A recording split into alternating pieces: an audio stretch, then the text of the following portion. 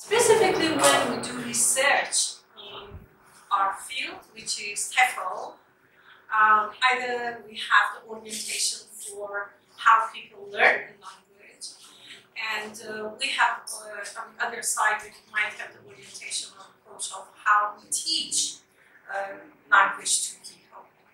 So there are two main concerns here. One point is from the point of view of language learners. What is going on in our brain when we learn a second language? The other point of view is from the point of view of the teachers. How we should teach our learners to be compatible with the processes involved in the brain. Okay? Because as teachers, we might think that if I teach language like this or like that, it is useful for my learners. But this might not be the real, actually, happening in the mind of the learners. Okay, so today I'm going to show you what could be our approach to research conducted in second language learning or teaching. So let's first have a look on what happens in childhood when we learn our first language. And then we can compare it with how we learn a language in adulthood, a second language or third language. So in childhood, we have two kinds of variables or factors. One of them is external to the human being, and the other one is internal to the human being. Well, input is the language which is spoken around the child.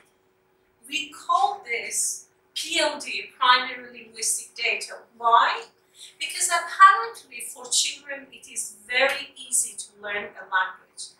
They need very little input to learn the language. Why do we say that? In fact, it has been observed that when they compare children with normal parents, with children who have got deaf parents, they don't seem actually to be different in language learning. Children who have deaf parents receive very, very little input because their parents cannot speak a language, they cannot talk. So they receive very little input. But children who have got normal parents receive a lot of input. Okay? Their parents talk to them and they receive input from other actually speakers around them. In spite of this difference in the amount of input that these two groups of children receive, we have observed that learning a language is very easy for both groups of children. That is, the children who have got deaf parents will successfully learn their first language. That's why we call it PLD, primary linguistic data. It means very little data is enough for children to learn their first language. Okay? The second factor, which is why I'm Chinese and I cannot learn monkey's language.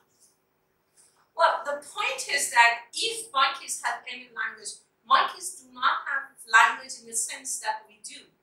In fact, they have means of communications. Okay? They have means of communication. They communicate with each other. And in fact, we have discovered the language of animals, not only for monkeys, but also for other animals. People who actually study animals can understand what type of signals they send to each other, for instance, to warn each other from danger, etc. So it is not difficult for human beings. Actually, our biologists who study animals in general, and specifically different types of animals, they can understand the means of communication. It's not language because the sense of language is quite different. They just communicate a very, very limited meanings, right? Whereas for us, language is creative. All of human beings can produce sentences which they have not heard before. They can understand. The person also who listens and hears such new innovations can understand it. And this is to the extent that we have poetry. Poetry is the most creative aspect of language, and this is not a possibility for animals at all. Okay, so the sense is quite different. Okay, first of all, I'm here talking about variables in teaching when we are in instructed setting. Instruction was I just referred to in the previous one. Okay, instruction. I'm talking about the variables or factors involved in instruction. So first of all, we have the input. This input is different from the input we receive in actually natural setting.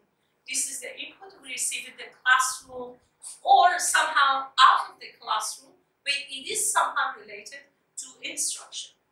So what variables are involved here, and we can actually research, we can conduct research to explore these areas. The first one is, for instance, age of first exposure to input.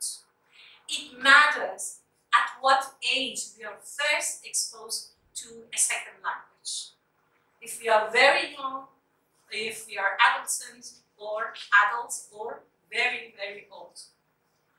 The other one is the amount of input. This also matters. If the amount of input is limited for a person, the effect the person would receive from that amount of input is quite different from someone who receives a lot of input. The other one is the frequency of forms, expressions, vocabulary, structures, whatever we find in the input. And type of the input also matters, whether it is oral language, whether it is written language, and we have different types of, again, language or input in the written language and oral, whether we are listening to something on the phone or face-to-face communication, or it is something written on the mobile or in a book, etc.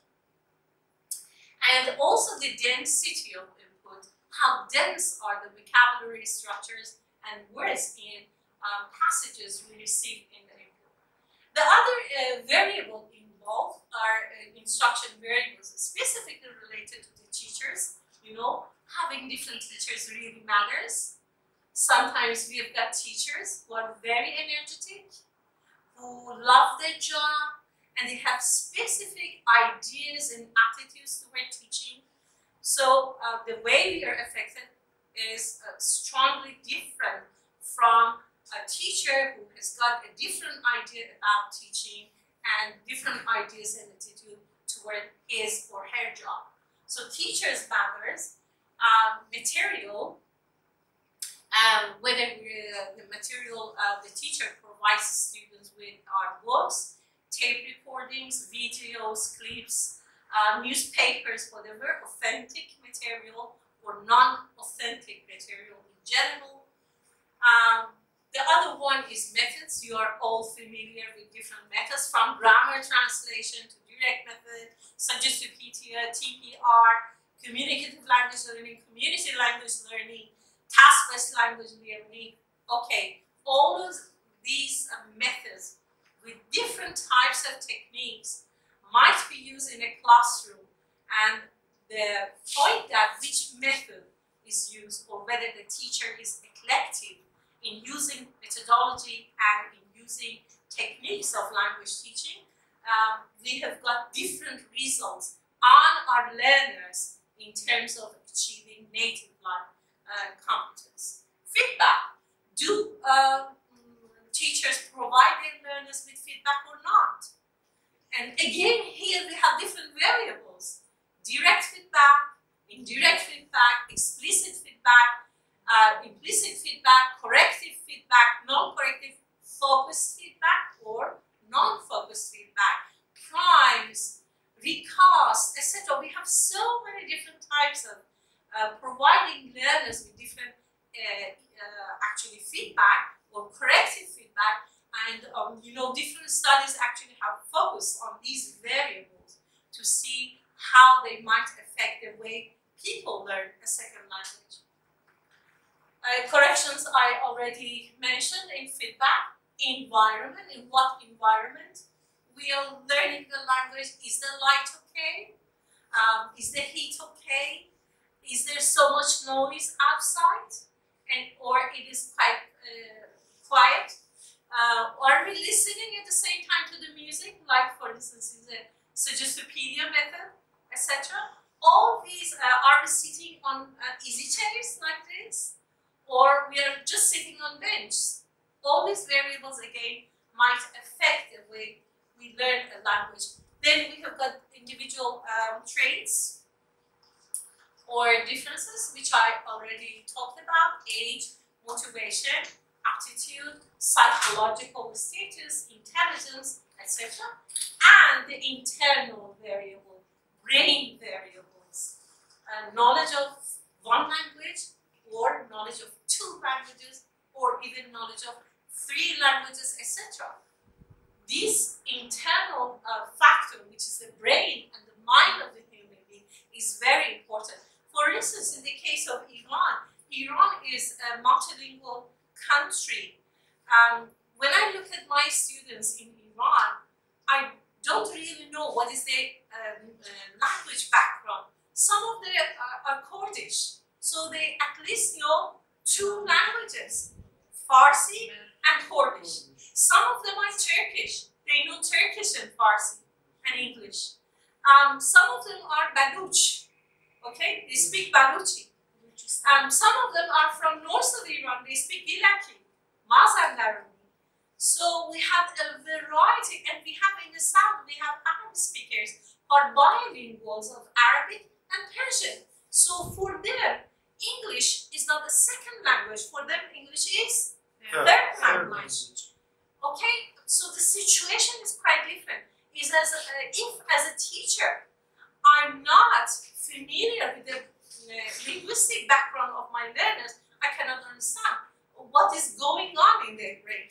So for Persian learners of English, the way they learn passive structures, for instance, is quite different from Kurdish learners who are speaking passives in English. Because passives in Persian and English are very similar, but Kurdish is different. And sometimes you find that one of your students is not learning. This student is not learning, the other student is learning very fast. Oh, see, this one is intelligent, that one seems stupid. No, this is not the case. The point is, the first language of this student is Persian, whereas the first language of the other student is Kurdish. So both of them are intelligent. But as a teacher, I should understand that this learner speaks Kurdish as his first language or her first language, and the way he needs to learn passive is totally different from the way the Persian speaker learns passive in English. Okay, so this is about brain variables. Okay, let's have a look on the ideas we have about how we learn a second language, the systems of language. We have actually 2 views on language and language learning, 2 major views. I do not use technical terms. I try to be as simple as possible. Well, today, if I want to be very up to date, to look very elegant, etc., I would say this is a view of connectionism. What is connectionism? So I don't use such technical terms. The first major view is that they believe that language is a set of words or phrases. This is the lexicon. And within this area, we have other sorts of competencies as well. For instance, socio-linguistic competence, discourse competence, strategy competence. All of these are in the area of lexicon. Why? Because they are saved in a specific area in the brain, which is our memory. So all these 3 competencies, in addition to the lexicon, are saved in the memory in the brain. And we have also, they think, we have also a set of forms or structures. Okay, this is related to the grammatical system of the language. How do we learn them? For this view, which is the view of connectionists, as I say, they say we imitate in childhood, we imitated our parents, or we repeated whatever we learned in the input, we produced it as our output, we repeated it. And we have got repeatedly heard, actually, the language. We memorize them to the extent that it becomes our habit. So a kind of habit formation. But it is part of our memory. And that's why this type of knowledge is attrited. Attrition means forget. We might forget it if we do not use this knowledge. That is, if I do not speak the language for sometimes 10 years, 20 years, I will forget it. Okay? Of course, the degree of forgetfulness or attrition might be different according to the level of the language, phonology, or morphology, or syntax, or semantics, or lexicon. But the important point is, according to this view, I prefer to be hot, but not to have that noise. Because I have to shout them. Okay, so this is important. According to this view, if we do not use the language, we will forget it. Okay, this is the first thing. The second view, which is the nativist view, is the idea that language is a set of words or phrases, the lexicon, again, different types of competencies. And in addition to that, we have a set of forms and structures. How do we learn the language? Learning lexicon is the same as the first view. That is, we imitate, right? In childhood, we learn that this object is referred to as means in Persian. In adulthood, I learned this object is referred to as desk. Okay, I have to memorize it. We memorize this with cultural competence, socio-linguistic competence, all these.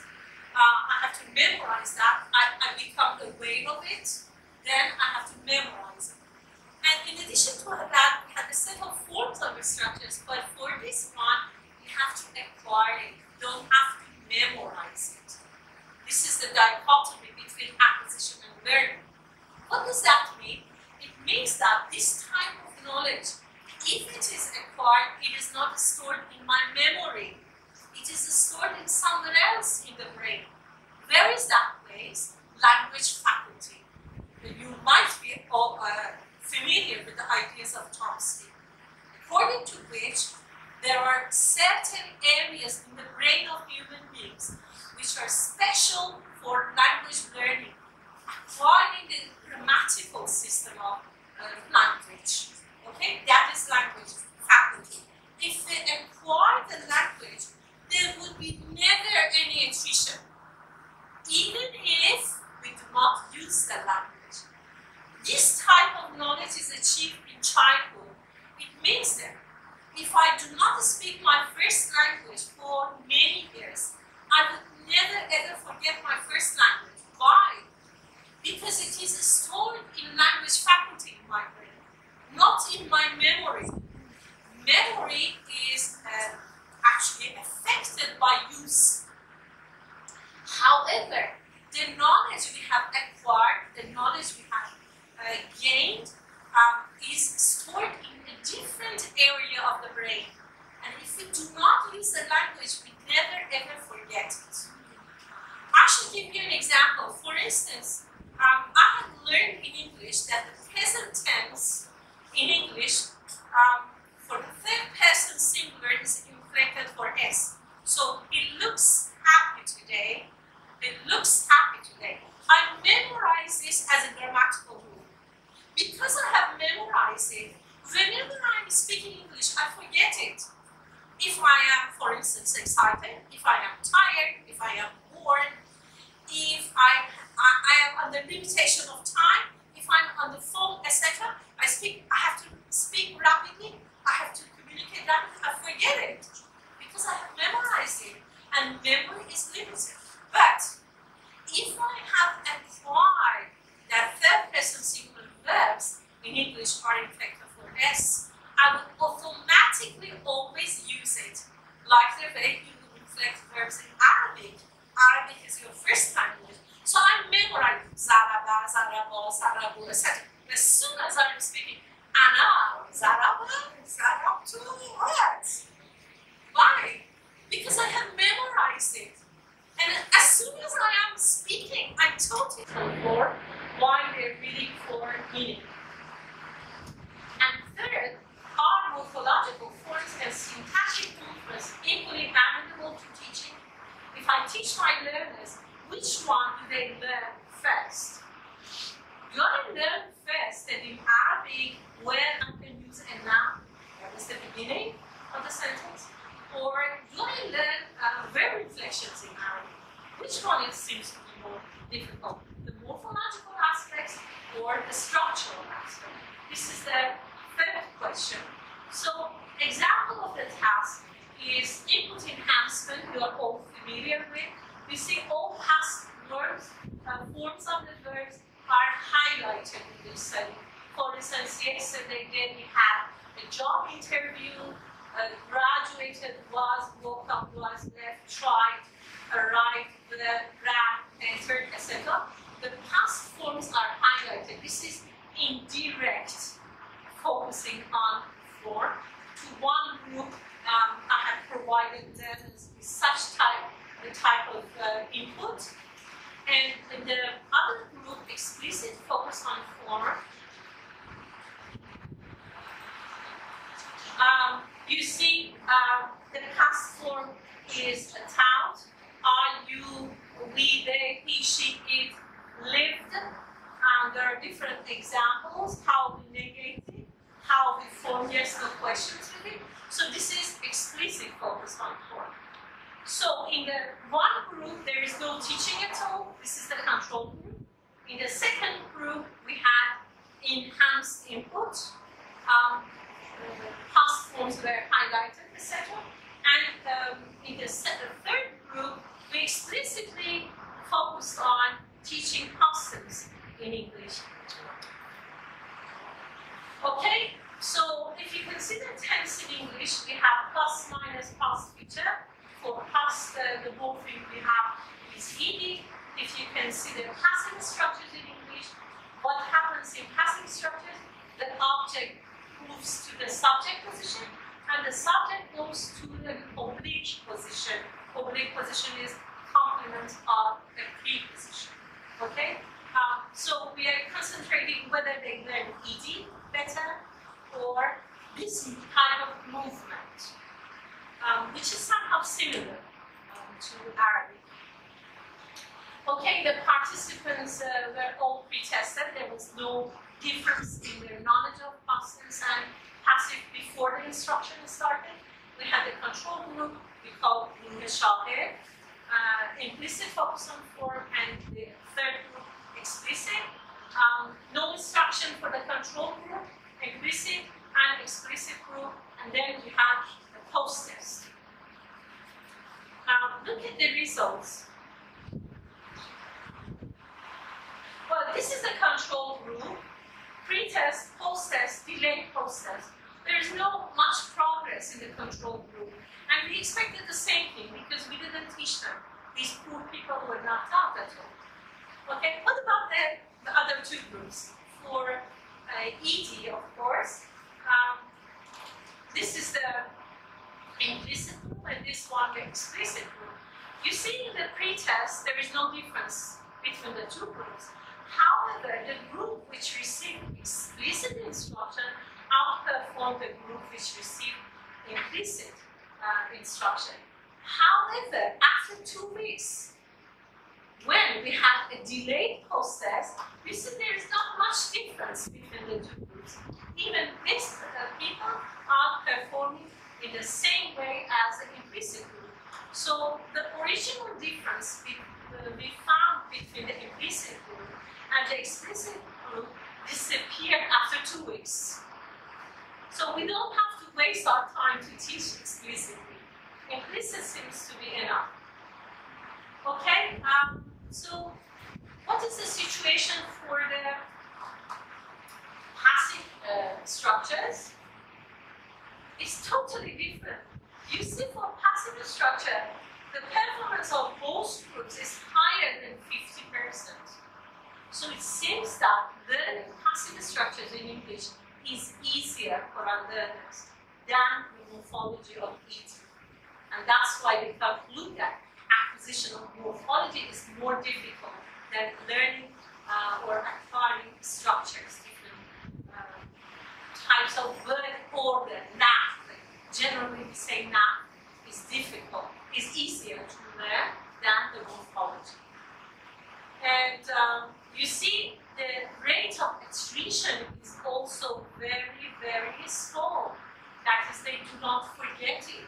Once our learners acquire passive structures, it's less probable that they will forget it. That was for a sample study for external factor, which was the type of instruction we provided our learners with. I'm going to finish. If you are tired, I'm sorry for that. This example is from Arabic Persian speakers. I thought maybe this is more interesting to you because it is related to Arabic speakers. Here we concentrate on the brain of the human being. Monolinguals, only Persian speakers were learning English, and bilinguals, Persian, Arabic speakers, for learning English as a third language. So L1 Persian learners of L2 English and L1 Arabic, L2 Persian learners of L3 English.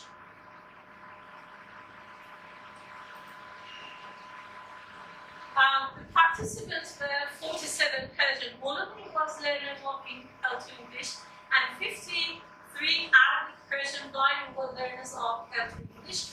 I have written Arabic at the beginning because the L1 was Arabic and Persian was actually their L2, second language. And the level was for all of them, they were beginners to elementary learners. Pardon? OPT is for placement based? Yes, I used OPT to specify the level. So here specifically we concentrated on side verbs. Side verbs are verbs which are related to our feelings. Loving, hating, frightening. These verbs are referred to as side verbs because somehow they refer to feelings of human beings. Okay? We have in fact two types of side verbs. In side verbs, we have two semantic roles. For instance, if I'm talking about, for instance, hate or enjoy, okay? If I enjoy something, okay, I, as a person, am the one who is experiencing that feeling of enjoyment. So I am the experiencer who is the one who is experiencing that human feeling. Fear, love, hate, whatever. And there is another one which is the source of that feeling. The source of that feeling is whatever has caused that feeling in me. We refer to that as theme. Now we have two types of verbs in many languages. In Arabic, I suppose it goes into different boxes perhaps. We have subject experiencer verb, John fears snakes, right? John fears snakes. And object experiencer, snakes frighten John. Here, John has got the feeling of fear, okay? And snakes are the source of that feeling. John fears snakes. But when we say snakes frighten John, here John, the experiencer of that feeling, is in object position, but the theme, which is the cause of that feeling, is in subject position. So we see in English we have two different verbs here. Fear for subject experiencer and frighten for object experiencer. Okay? And as we see, some of these verbs are different from Arabic, some of them are very similar to Arabic. Whereas for Persian, all these are different from English. Let's see what happens to our learners when they are exposed to English. So in Arabic, for instance, excuse me for my accent, النار أخافك الولد, right? النار أخافك الولد. You read it. If you do not understand my pronunciation. The fire frightened the boy, right? النار أخافك الولد. How is this? Arabic is the same as English.